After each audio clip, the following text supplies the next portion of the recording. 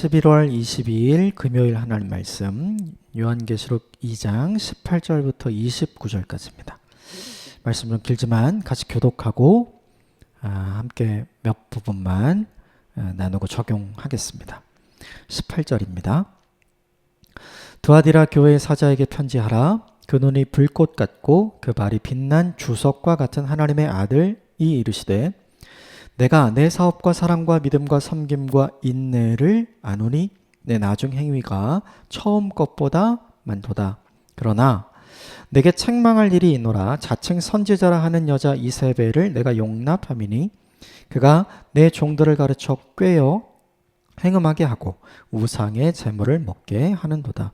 또 내가 그에게 회개할 기회를 주었을 때 자기의 음행을 회개하고자 하지 아니하는도다. 볼지어다 내가 그를 침상에 던질 터이요 또 그와 더불어 간음하는 자들도 만일 그의 행위를 회개하지 아니하면 큰 환난 가운데 던지고 또 내가 사망으로 그의 자녀를 죽이리니 모든 교회가 나는 사람이 뜻과 마음을 살피는 자인 줄 알지라.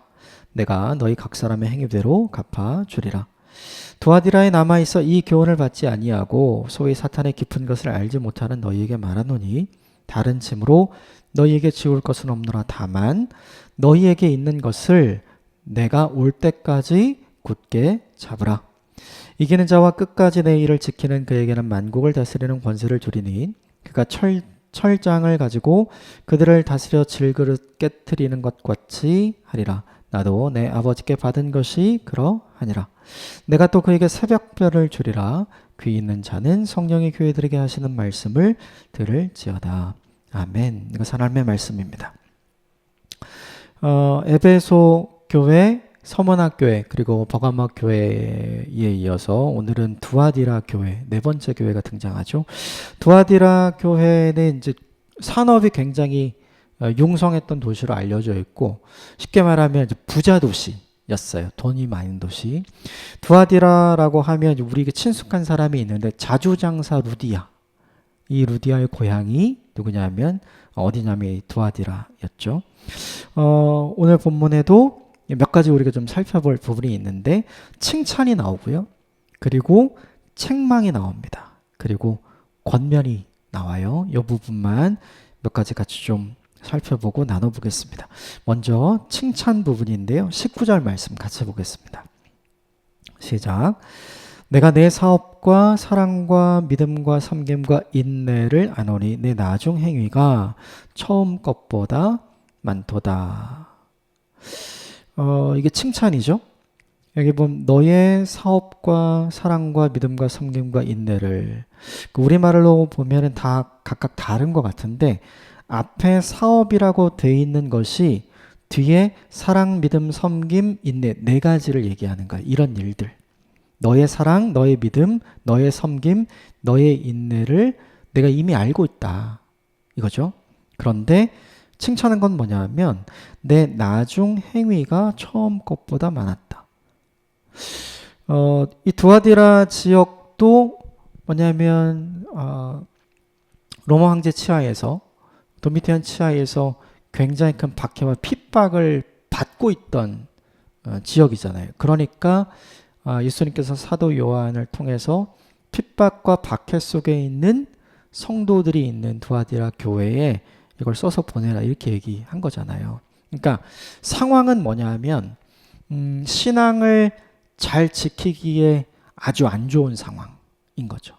그런데 상황이 그렇게 안 좋으면 대개는 어떻게 하냐면 처음엔 큰 사랑, 큰 믿음, 큰 섬김, 큰 인내를 감당하죠. 근데 상황이 변하지 않고 계속 안 좋아요. 그러면 그 큰 사랑이 어떻게 되나요? 작은 사랑으로 바뀌고 큰 인내가 작은 인내로 바뀌고 큰 섬김이 작은 섬김으로 바뀌고 큰 믿음이 작은 믿음으로 바뀌잖아요. 쉽게 말하면 용두사미가 된단 말이에요. 그런데 오늘 본문은 그렇지 않죠. 너의 나중 행위가 처음 것보다 많다. 상황은 좋아지지 않았는데 너의 믿음, 너의 사랑, 너의 섬김, 너의 인내는 처음보다 훨씬 커졌다. 이게 무슨 뜻일까요? 이들의 신앙은 용두사미 신앙이 아니라 일취월장 신앙이었다. 이걸 보여주죠. 시간이 지나면 지날수록 보통은 상황과 환경이 안 좋으면 다 변질되거든요. 그런데 이 두아디라 교회 성도들의 칭찬할 건 뭐냐면 시간을 견딘 거예요. 시간이 지나면 지날수록 나빠진 게 아니라 오히려 더 좋아진 거. 참 놀라운 일이죠.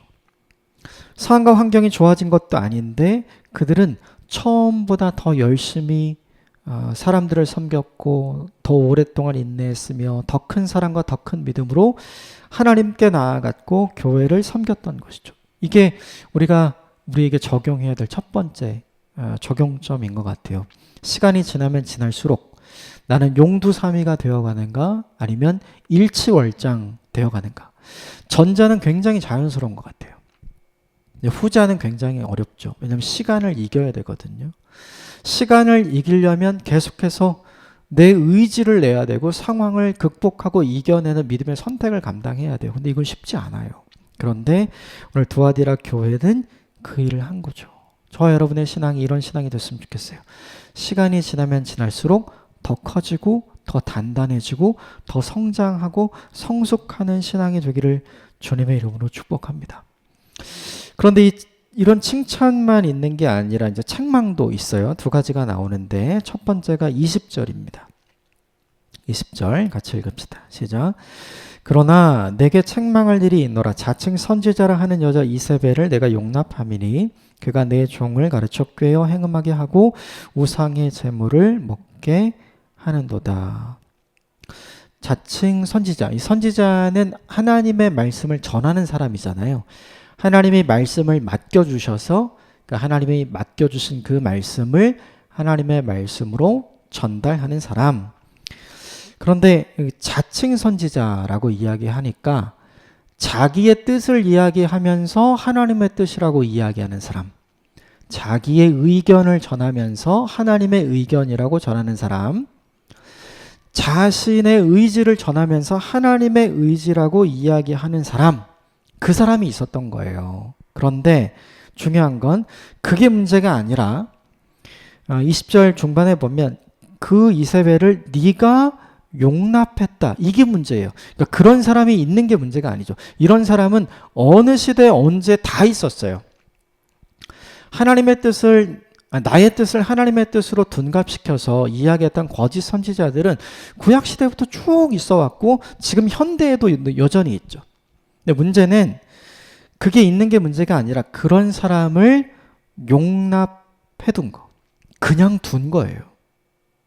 그 일을 계속하도록 그냥 둔 거죠. 그냥 두어서 어떤 일이 벌어졌냐 하면 내 종들을 가르쳐 꾀었다. 다른 말씀을 가르치게 하고 다른 말씀을 듣게 함으로 결국 그들이 잘못된 길로 빠지게 된 건데 그 길이 뭐냐면 행음과 우상의 재물을 먹게 했다. 이게 발람의 교훈을 따른 사람들이 이렇게 됐잖아요. 그죠? 그런데 가장 중요한 건 뭐냐면 이것을 오늘 본문에 자칭 선지자였던 이세벨이 이야기할 때 사람들이 그냥 둔 거예요. 괜찮다고. 저 사람이 저런 말 하는 거 괜찮아. 그냥 둬. 저 사람이 이렇게 가르치는 거 괜찮아? 그냥 둬. 이런 사람이 있는 게 문제가 아니라 이런 사람을 그냥 둔 게 문제예요. 오늘 두아디라 교회의 책망은 바로 이것이죠. 사람들은 이렇게 생각했어요. 여기 보면 자칭 선지자라 하는 여자 이세벨, 이게 단수거든요. 한 사람이에요. 그러니까 이상한 얘기하는 한 사람 그냥 둔 거죠. 왜 그냥 뒀을까요? 두아디라 교회는 시간이 지나면 지날수록 사랑도 커지고 믿음도 커지고 섬김도 커지고 인내도 커지는 교회였잖아요. 점점 더 사람들의 믿음이 하나님을 향한 사랑과 열정이 부흥하는 교회였어요. 그래서 사람들이 간과한 거예요. 저런 사람 하나 있는 거 괜찮아. 쉽게 여긴 거예요. 저거 별거 아니라고 생각을 한 거죠. 그런데 그게 별거가 된 거예요. 사람들이 가소롭게 여기고 사람들이 별거 아니라고 여기고 사람들이 괜찮다고 여긴 그 작은 구멍이 드디어 둑을 무너뜨리도록 만든 원인이 된 거죠. 문제는 그걸 그냥 두었다. 이게 문제죠. 이게 책망받을 첫 번째. 두 번째 것은 21절이에요. 21절 같이 읽읍시다. 시작. 또 내가 그에게 회개할 기회를 주었으나 자기의 음행을 회개하고자 하지 아니하도다. 회개할 기회를 주었어요. 하지 말라고 얘기를 했겠고 거기에 꿰어 넘어간 사람들에게도 그렇게 얘기했겠죠. 그 우상 숭배이다. 그거 음행이다. 하나님이 기뻐하지 않는 것이다. 분명히 이야기를 했겠죠. 그런데 뭐 했냐면 돌이키지 않았어요. 근데 그걸 그냥 둔 거죠. 분명히 잘한 점은 있어요. 틀린 것을 틀렸다고 말한 것은 잘했어요. 그건 잘한 거예요. 그런데 문제는 뭐냐면 돌이키지 않은 걸 그냥 둔 건 잘못이라는 거예요. 틀린 것을 틀린 것으로 이야기한 거, 회개할 기회를 준 건 잘한 것이다. 그런데 돌이키지 않는 그 사람들을 그냥 놔둔 것은 잘못한 것이다. 분명히 다른 것과 틀린 것은 분명히 다르잖아요. 사람들은 틀렸다고 얘기했지만 틀렸으면 그리고 더 이상 얘기를 안 들으면 출교했어야 되는데 그걸 그냥 둔 거죠. 어떻게 생각하고요? 다른 거라고 생각을 한 거예요. 여러분 이게 두아디라 교회가 책망받을 이유였어요. 두아디라 교회는 본인들이 처한 상황과 환경 속에서의 핍박과 박해와 고난은 굉장히 담대했죠. 그래서 시간이 지나면서 사랑, 믿음, 인내, 섬김이 점점 커졌잖아요. 그러니까 박해와 핍박과 고난 앞에서 굉장히 담대했었어요. 근데 문제는 뭐냐 하면 이 한 사람, 다른 복음을 이야기하고 죄를 지어도 괜찮다고 이야기하고 알려주었지만 회개하지 않는 이 사람, 이 한 사람에게는 사실은 단호하게 했었어야 되는데 그렇게 못한 거죠. 너무 우유부단했던 거예요. 이 말은 뭐냐 하면 이 한 사람 살리자고 모든 사람을 죽일 뻔한 거예요. 여러분, 썩는 사과의 비유라는 게 있어요. 사과 상자 안에 썩은 사과가 하나 있을 때 어떻게 해야 되냐면 그 썩은 사과를 빨리 빼내야 돼요. 그래야 나머지 모든 사과가 건강하고 싱싱하게 그냥 보관될 수 있는 거죠. 근데 그냥 하나만 썩었으니까 괜찮아 라고 생각하면서 그 썩은 사과를 그 상자 안에 두면 거기 있는 모든 사과가 같이 썩어갈 수 있는 거. 그걸 이야기할 때 보통 썩은 사과의 비유를 많이 들죠. 오늘 본문에 여자 이세벨에 관한 이야기가 바로 그거예요. 우리는 고난 앞에서는 담대할 필요가 있는 것 같아요. 그리고 그건 생각보다 잘하는 것 같아요. 그러나 유혹 앞에서 단호해야 되는데 그건 되게 어려워하는 것 같아요. 특별히 사람을 치리하고 또 사람을 출교시켜야 할 만큼 아주 중요한 문제를 중요하다고 생각하지 않는 것 같아요. 왜냐하면 소수가 그러니까. 그런데 이 문제에 대해서 오늘 예수님은 아주 강력하게 경고를 하는 거죠. 다수를 건강한 신앙을 가진 사람으로 살리는 게 너무 중요하다. 그러려면 삐뚤어지고 병든 신앙을 가진 사람을 같이 두어서는 안 된다. 이걸 오늘 이 본문이 우리에게 보여주죠. 이걸 우리에게 적용할 필요가 있어요. 건강한 공동체는 어떤 공동체인가를 곰곰이 생각해 볼 필요가 있죠. 한 사람을 품을 수 있는 공동체가 되는 거 되게 중요해요. 그러면 건강한 공동체가 되죠. 그런데 되게 중요한 건 품지 않아야 될 사람을 품는 건 주의하셔야 돼요. 틀린 걸 다르다고 말하는 사람, 그 사람을 품는 건 다시 생각해야 돼요. 그 사람 때문에 많은 사람들이 꾀임을 당해서 다른 길로 가게 될 때는 다시 생각해야 하는 거죠. 그렇지 않다면 그것은 책망거리가 되는 거죠. 징계에 대한 이야기를 하게 되는데 22절, 23절 같이 읽겠습니다. 시작. 볼지어다 내가 그를 침상에 던질 것이요 또 그와 더불어 가늠하는 자들도 만일 그의 행위를 회개하지 아니하면 큰 환난 가운데 던지고 또 내가 사망으로 그의 자녀를 죽이리니 모든 교회가 나는 사람의 뜻과 마음을 살피는 자인 줄 알리라. 내가 너희 각 사람의 행위대로 갚아 주리라. 세 가지에 돌이키지 않으면 주님께서 이렇게 하시겠다. 그의 침상에서 던져질 거다. 그의 침상이 병상이 되는 거죠. 또 두 번째, 그의 인생에 큰 환난이 임하게 될 것이다. 그리고 세 번째, 그가 사망을 경험하게 될 것이다. 그도 그의 가족들도. 이런 거 없으면 좋잖아요. 근데 이게 왜 있냐면 돌이키지 않아서 있는 거거든요. 그렇다면 이 경고를 왜 줄까요? 이 오늘 본문에 이 징계를 왜 알려줄까요? 이렇게 하기 싫으시거든요, 하나님은. 이렇게 하기 싫어서 이런 결과가 있을 터이니 돌이켜라. 이렇게 알려주시는 거죠. 그러므로 22절과 23절에 등장하는 이 징계조차도 무엇이 있냐면 하나님의 깊은 사랑과 배려의 마음이 있는 거예요. 그 한 사람, 거기에 물든 사람, 돌이키고 싶은 하나님 아버지의 마음이 있는 거죠. 그러니까 하나님 참 멋진 것 같아요. 하나님과 같은 분이 없는 것 같아요. 하나님이 아끼지 않는 사람은 없는 것 같아요. 이 본문을 보면. 자, 그리고 24절, 25절 말씀을 볼까요? 권면하는 내용이 나옵니다. 24절, 25절 같이 읽겠습니다. 시작. 두아디라에 남아있어 이 교훈을 받지 아니하고 소위 사탄의 깊은 것을 알지 못하는 너희에게 말하노니 다른 짐으로 너희에게 지울 것은 없노라. 다만 너희에게 있는 것을 내가 올 때까지 굳게 잡으라.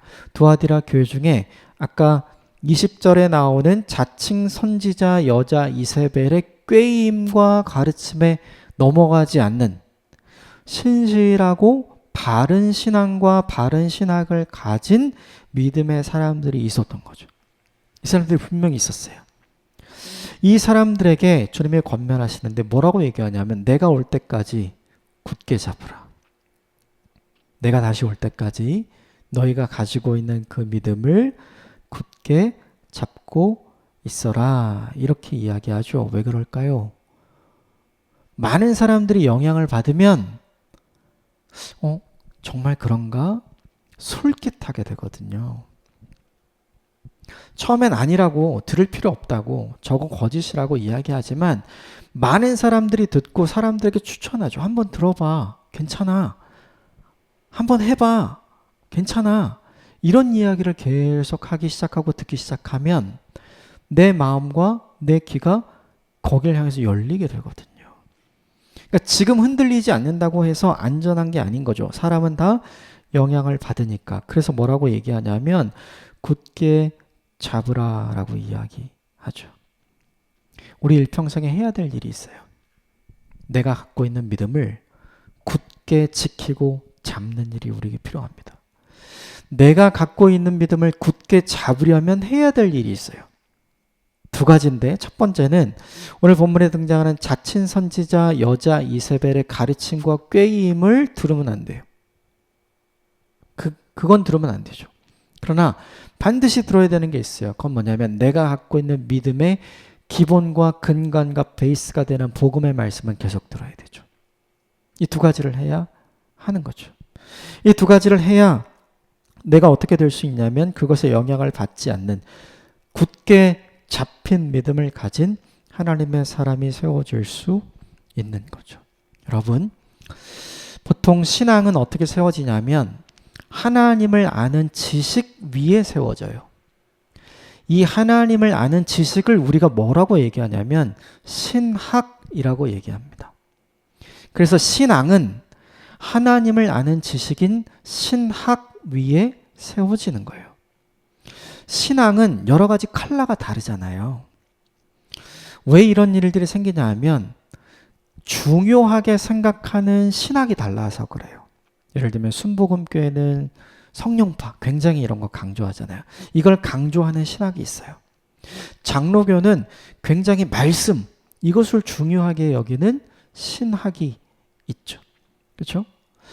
또 기장 같은 경우는 실천적인 측면을 굉장히 강조하는 측면이 있죠. 그래서 하나님을 아는 성경을 베이스로 한 같은 지식이 있지만 서로 강조하는 게 달라서 말씀을 강조하는 장로교단에서 신앙을 가진 사람들은 말씀을 중요시 여기는 신앙을 갖게 되고 예를 들면 오순절, 순복음 계열의 성령의 은사와 능력을 강조하는 교단에서 이런 신학을 가진 베이스에서 신앙을 가진 사람들은 성령의 은사나 성령의 은혜 이런 것들을 굉장히 강조하고 그런 것들을 추구하는 다른 컬러의 신앙을 갖게 되는 거죠. 근데 어떤 컬러든 상관없는데 중요한 건 신학이 바르지 않으면 신앙이 바르지 않게 돼요. 그래서 바른 신학 위에 세워진 바른 신앙이 아니면 다른 신학 위에 세워진 다른 신앙이 됩니다. 이건 되게 조심해야 돼요. 되게 1세기에도 그렇고 지금도 그렇고 이단의 문제들이 이런 거죠. 신학이 같지 않아요. 그래서 무엇보다 중요한 게 있어요.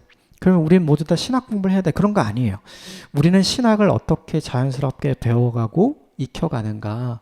성경을 읽어가면서 그리고 여러분들이 함께 신앙생활하는 공동체 교회가 어떤 신학을 갖고 있느냐에 따라서 우리에게 만들어지고 세워지는 신앙의 컬러가 달라지거든요. 모두가 다 신학을 알 필요는 없어요. 그건 교수님들이 해야 되는 영역이고 또 전문적으로 훈련을 받은 목회자 후보생들이나 목회자들이 해나가야 할 영역이긴 하죠. 그런데 중요한 건 우리는 바른 신학을 갖고 있는 사람들과 함께 교제해야 한다는 거예요.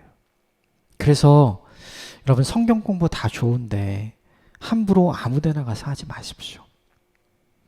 말씀 나눔 다 좋은데 함부로 아무 데나 가서 하지 마세요.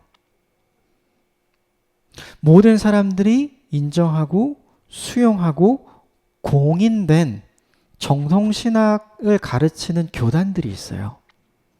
그 신학에서 정통적인 신학을 배운 사람들, 그 신학 위에서 바른 신앙을 세운 사람들과 교제하고 성경 공부하고 배우는 일들이 우리에게 너무나 중요하죠. 그래서 여러분의 교회를 사랑하십시오. 여러분의 교회의 교역자들을 사랑하세요. 그리고 여러분이 속한 교단을 사랑하십시오. 그 교회 교단 신학교들을 사랑하십시오. 건강한 신학을 계속해서 만들어가서 건강한 신앙을 잘 세워줄 수 있는 목회자들이 배출될 수 있도록 기도해 주시고 격려해 주시고 그리고 축복해 주시면 좋겠어요. 다시 돌아가면 두아디라 교회 너무나 훌륭한 교회였죠. 용두삼위 신앙이 아니라 일치월장의 신앙을 가진 사람들. 근데 한 가지 잘못한 게 있었죠. 잘못된 틀린 것을 이야기하는 사람을 그냥 놔둔 거. 별거 아니라고 생각했던 거예요. 그런데 그게 나중에 별거가 됐죠. 이걸 주의해야 한다는 거. 또 마지막 세 번째는 뭐냐 하면 우리가 이미 가지고 있는 것을 잘 지키기 위해 우리가 해야 할 일은 오늘 자칭 거짓 선지자 이세벨이 가르치고 꿰는 것을 들으면 안 돼요. 그건 다른 신학 위에 세워진 다른 신앙의 내용이기 때문에 그래요. 대신 우리가 들어야 될 게 있죠. 바른 신학 위에 세워진 바른 신앙의 이야기는 우리가 날마다 들어야 합니다. 이 일을 잘 감당하는 저와 여러분이 되시길 바랍니다. 함께 기도하겠습니다.